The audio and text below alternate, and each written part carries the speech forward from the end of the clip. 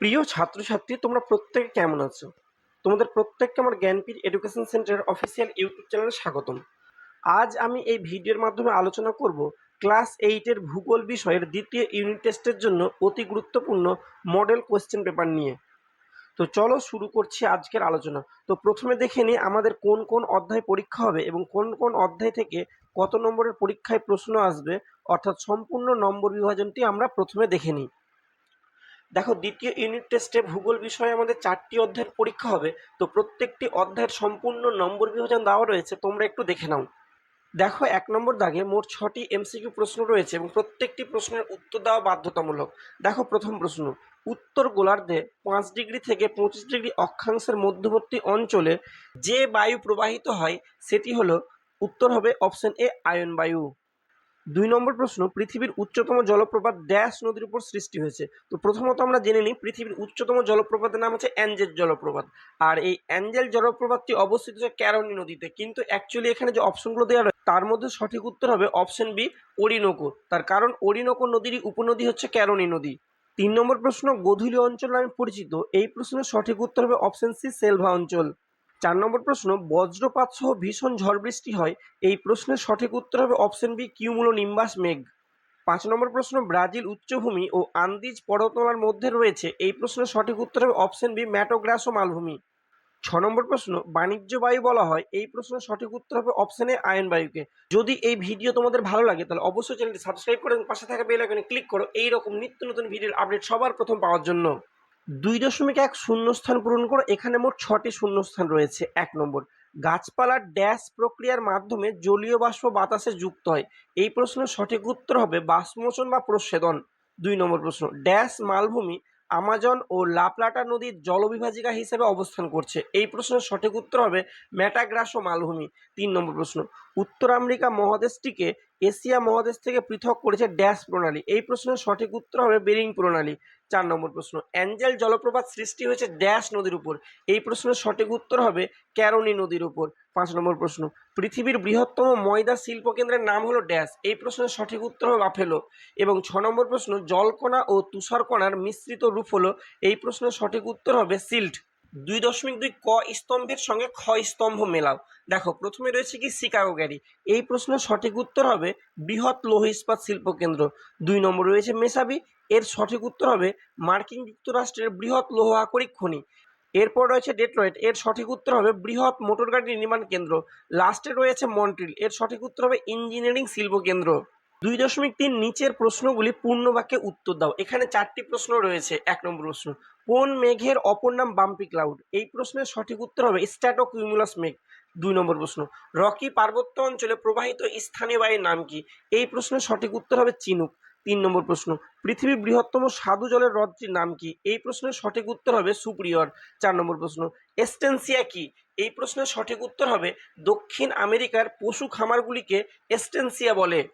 যদি আমার এই ভিডিও তোমাদের ভালো লাগে তাহলে অবশ্যই চ্যানেলটি সাবস্ক্রাইব করো এবং পাশে থাকা বেল আইকনে ক্লিক করো এই রকম নিত্য নতুন ভিডিওর আপডেট সবার প্রথম পাওয়ার জন্য। 3 নম্বর দাগে নিচের প্রশ্নগুলির উত্তর দাও। যে কোনো 4টি প্রশ্নের উত্তর দিতে হবে। 2 গুণিত 4 অর্থাৎ 8। প্রত্যেকটি প্রশ্নের মান 2। দেখো, প্রথম প্রশ্ন, বাষ্পীভবন ও ঘনীভবন বলতে কি বোঝো? দেখো, প্রথম পয়েন্ট রয়েছে কি বাষ্পীভবন, যে প্রক্রিয়ায় কোনো তরল পদার্থ তাপ গ্রহণ করে গ্যাস বা বাষ্পে পরিণত হয় তাকে বলা হয় বাষ্পীভবন। আর ঘনীভবন কি? ঘনীভবন হলো যে প্রক্রিয়ায় কোনো গ্যাসীয় পদার্থ তাপ বর্জন করে ঠান্ডা হয়ে তরলে পরিণত হয় তাকে বলা হয় ঘনীভবন। 2 নম্বর প্রশ্ন, টিকা লেখো লরেন্সীয় মালভূমি। দেখো, এই প্রশ্নের সঠিক উত্তরটি, উত্তর আমেরিকা মহাদেশের উত্তর পূর্ব অংশে লরেন্স নদীর অববাহিকায় প্রাচীন ও কঠিন রূপান্তরিত শিলা দিয়ে গঠিত এক বিস্তীর্ণ সমপ্রায় উচ্চভূমি হল লরেন্সীয় মালভূমি। এটি কানাডীয় সিল্ট নামে পরিচিত। দীর্ঘদিন ধরে হিমবাহের ক্ষয়কার্যের ফলে এটি একটি ক্ষয়প্রাপ্ত মালভূমিতে পরিণত হয়েছে। এই অঞ্চলটি খনিজ সম্পদ ও কাঠ শিল্পে অত্যন্ত উন্নত। 3 নম্বর প্রশ্ন, উত্তর আমেরিকা মহাদেশের মোট দেশের সংখ্যা কয়টি? দেখো, এই প্রশ্নের সঠিক উত্তর, উত্তর আমেরিকা মহাদেশের মোট স্বাধীন দেশের সংখ্যা হলো 23টি। তাছাড়া বেশ কিছু পরাধীন অঞ্চল বা দ্বীপ রয়েছে। এদের মধ্যে বৃহত্তম দেশ হলো কানাডা। 4 নম্বর প্রশ্ন, আপেক্ষিক আর্দ্রতা কাকে বলে? দেখো এই প্রশ্নের সঠিক উত্তরটি নির্দিষ্ট উষ্ণতায় নির্দিষ্ট পরিমাণ বায়ুতে যে পরিমাণ জলীয় বাষ্প থাকে এবং সেই একই উষ্ণতায় ওই বায়ুকে সম্পৃক্ত করতে যে পরিমাণ জলীয় বাষ্পের প্রয়োজন, এই দুইয়ের অনুপাতকে আপেক্ষিক আর্দ্রতা বলা হয়, আর এটি শতকরা হারে প্রকাশ করা হয়। 5 নম্বর প্রশ্ন, কানাডার সিল অঞ্চলে অসংখ্য হ্রদ দেখা যায় কেন? দেখো এই প্রশ্নের সঠিক উত্তর হলো প্রাচীন ভূতাত্ত্বিক যুগে কানাডীয় সিল্ট অঞ্চলটি সম্পূর্ণ বরফে ঢাকা বা হিমবাহ দ্বারা আবৃত ছিল। হিমবাহের প্রচণ্ড ক্ষয়কার্যের ফলে এই অঞ্চলের নরম শিলাস্তর অপসারিত হয়ে অসংখ্য ছোট বড় গর্ত বা বেসিনের সৃষ্টি হয়। পরবর্তীকালে বরফ গলে সেই জল ওই গর্তগুলোতে জমে অসংখ্য হ্রদের সৃষ্টি করেছে, যেমন গ্রেট বিয়ার, গ্রেট সেলেব প্রভৃতি হ্রদ এইভাবেই সৃষ্টি হয়েছে।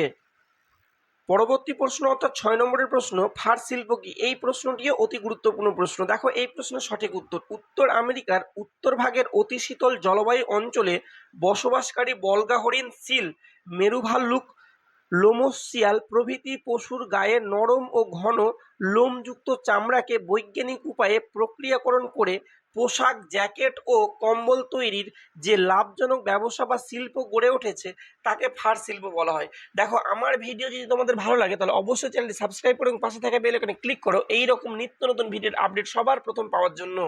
4 নম্বর, নিচের প্রশ্নগুলির ব্যাখ্যাধর্মী উত্তর দাও। যে কোনো 4টি প্রশ্নের উত্তর দিতে হবে। 3 × 4 অর্থাৎ 12 নম্বর। প্রথম প্রশ্ন, ঘূর্ণ বৃষ্টিপাত কিভাবে সংঘটিত হয়? দেখো এই প্রশ্নের উত্তর, কোনো স্থানে হঠাৎ বায়ুর চাপ কমে গিয়ে তীব্র নিম্নচাপ কেন্দ্রের সৃষ্টি হলে চারপাশের উচ্চচাপ অঞ্চল থেকে শীতল ও ভারী বায়ু প্রবল বেগে ওই নিম্নচাপ কেন্দ্রের দিকে কুণ্ডলী পাকিয়ে ছুটে আসে। এই বায়ু কেন্দ্রে এসে তীব্র ঘূর্ণন গতির কারণে উষ্ণ হয়ে দ্রুত ওপরের দিকে উঠে যায়। ওপরে উঠে এই উষ্ণ ও আর্দ্র বায়ু শীতল ও ঘনীভূত হয়ে বৃষ্টিপাত ঘটায়, তাই একে ঘূর্ণ বৃষ্টি বলে। নাতিশীতোষ্ণ অঞ্চলে দুটি ভিন্নধর্মী অর্থাৎ উষ্ণ ও শীতল বায়ু পরস্পর মিলিত হয়েও এই বৃষ্টিপাত ঘটায়। 2 নম্বর প্রশ্ন, পরীক্ষার জন্য অতি গুরুত্বপূর্ণ প্রশ্ন, মৃত্যু উপত্যকা কি? দেখো এই প্রশ্নের উত্তর, উত্তর আমেরিকার ক্যালিফোর্নিয়ার দক্ষিণ পূর্ব অংশে রকি পার্বত্য অঞ্চলের অন্তর্গত গ্রেট বেসিনের একটি গভীর, সংকীর্ণ ও চরম লবণাক্ত গিরিখাতকে মৃত্যু উপত্যকা বা ডেথ ভ্যালি বলে। এবার দেখো এখানে দুটো বৈশিষ্ট্য রয়েছে। প্রথম বৈশিষ্ট্য, এটি সমুদ্রপৃষ্ঠ থেকে প্রায় 90 মিটার নিচু এবং পশ্চিম গোলার্ধের দ্বিতীয় সর্বনিম্ন স্থান। 2 নম্বর বৈশিষ্ট্য, এখানকার তাপমাত্রা গ্রীষ্মকালে প্রায় 56.7 ডিগ্রি সেলসিয়াস পর্যন্ত পৌঁছে যায়। তীব্র গরম, জলের অভাব ও অসহ্য শুষ্কতার কারণে এখানে কোনো মানুষ বা প্রাণী বাঁচতে পারে না বলেই এর নাম মৃত্যু উপত্যকা। 3 নম্বর প্রশ্ন, আমাজন নদীর মোহনায় বদ্বীপ সৃষ্টি হয়নি কেন? এই প্রশ্নটি পরীক্ষার জন্য অতি গুরুত্বপূর্ণ প্রশ্ন। দেখো এই প্রশ্নটির উত্তর, আমাজন পৃথিবীর বৃহত্তম নদী হওয়া সত্ত্বেও এর মোহনায় কোনো বদ্বীপ গড়ে ওঠেনি। এর প্রধান কারণগুলি হলো, 1 নম্বর পয়েন্ট, প্রবল জলস্রোত। আমাজন নদীর জলের গতি ও পরিমাণ অত্যন্ত বেশি, যা মোহনার পলিকে সমুদ্রের গভীরে ভাসিয়ে নিয়ে যায়। 2 নম্বর, সমুদ্রের তীব্র জোয়ার ভাটা। মোহনা অঞ্চলে আটলান্টিক মহাসাগরের শক্তিশালী জোয়ার ভাটা ও সামুদ্রিক স্রোত নদীর পলিকে উপকূলে জমতে দেয় না। 3 নম্বর, মোহনার গভীরতা।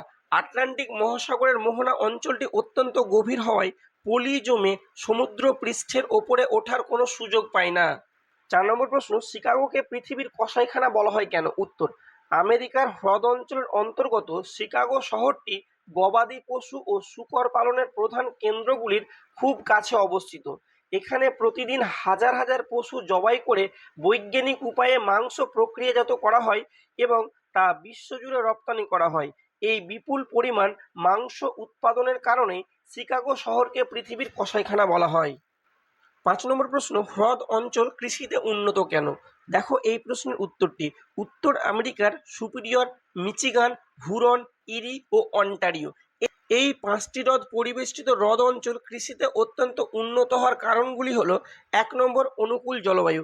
এখানকার আর্দ্র ও মৃদু সমভাবাপন্ন জলবায়ু চাষবাসের জন্য বেশ উপযোগী। 2 নম্বর, উর্বর মৃত্তিকা। হ্রদ সংলগ্ন বিস্তীর্ণ অঞ্চলে উর্বর কৃষ্ণ ও পলিমাটি ফসলের ফলন বাড়াতে সাহায্য করে। 3 নম্বর, জলের যোগান। হ্রদগুলি থেকে কৃষিকাজে ও সেচের জন্য সারা বছর প্রচুর মিষ্টি জল পাওয়া যায়। 4 নম্বর, চাহিদা ও প্রযুক্তি।